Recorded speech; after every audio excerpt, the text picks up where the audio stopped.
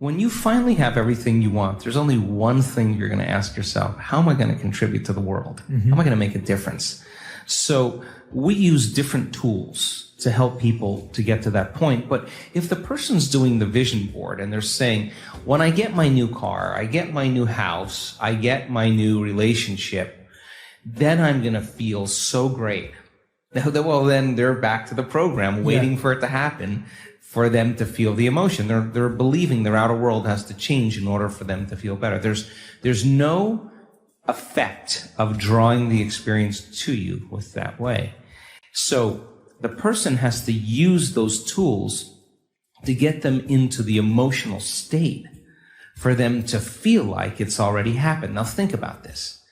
If you get up from a creative process and you feel grateful, you feel a love for life, you feel a joy for existence, you feel a passion for the moment, you will not be looking for your future because you'll feel like it's already happened.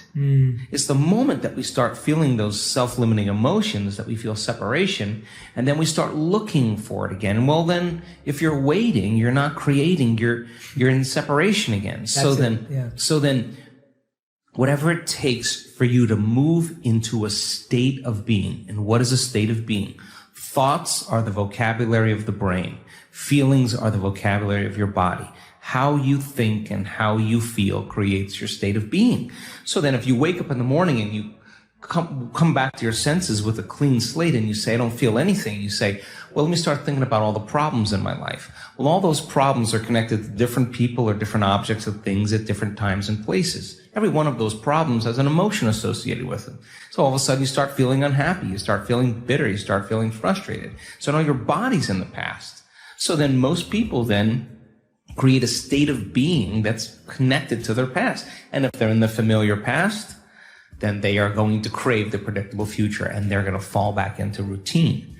So then we want people then to get very clear on that vision of their future, however they do it, and begin to combine that clear intention with an elevated emotion.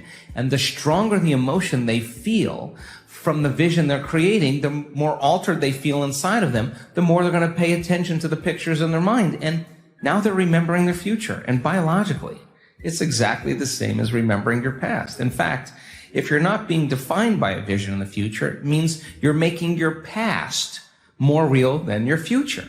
You're falling in love with your past. You're more in love with your past than you are with your future. That you're believing in your past more than you're believing in your future. When you get to that moment where you have that feeling, that's your compass, because that feeling is going to drive your behaviors.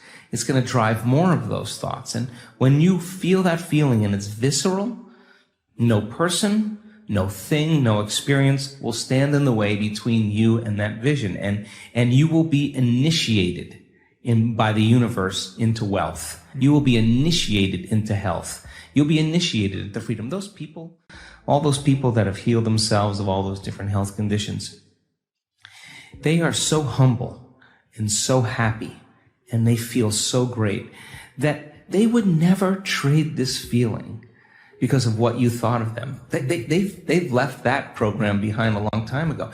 They actually don't care how you think of them. They actually are so happy with themselves. Every day you're overcoming. Every day you're out of the bleachers and you're on the field and you're giving it your all and you're practicing, keeping your energy up, greater than your habits in your body or the emotional conditioning of your body, greater than any circumstance in your environment, and sustaining it for an extended period of time. And then all of a sudden, when you're connected to the energy of your future, and you know what that feels like, you will know the moment you return back to the energy of your past. And if you tell me it's because of your boss or your coworker or your ex, I'm going to say, you're back to the unconscious program, that you're the victim of your life, right? Absolutely. So then it takes some unlearning. And the unlearning process is the most important process, because once you do that, you're clearing out room for the next creation to be easier, and the next one to be easier, because you're starting to understand the formula a little better. And you start saying, I'm not going to take that personally, or I'm not going to react, or I'm not going to go back to that person again. I'm just going to self-regulate again. You only need a few experiences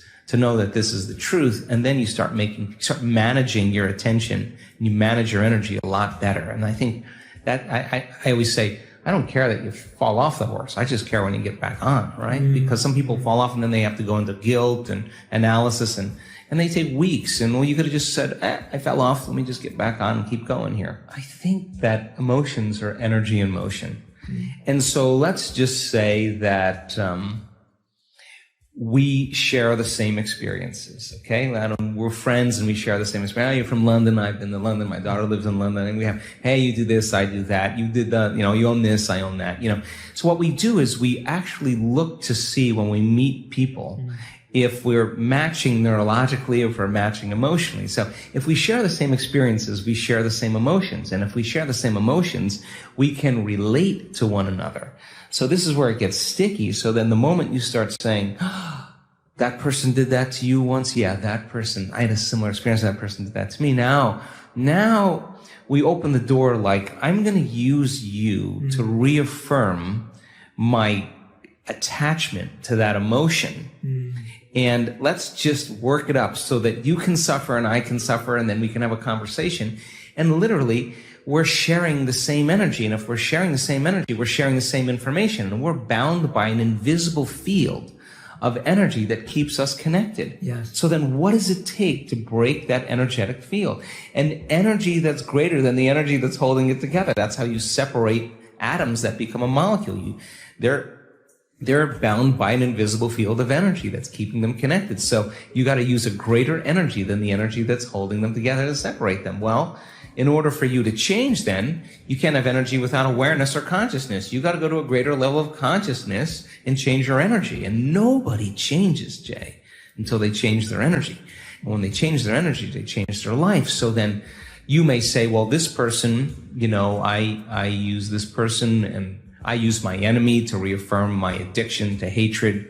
I use my coworker to reaffirm my addiction to judgment. I use my ex to reaffirm my addiction to resentment. That we have these different people in our lives that we need to remind us of who we think we are. The enemy dies and you find another one. Your coworker leaves and you start judging another one. It's not that. So then when there's no longer a vibrational match, when you start doing the work, there's no longer a vibrational match with you and your past, present reality, that person or that condition any longer.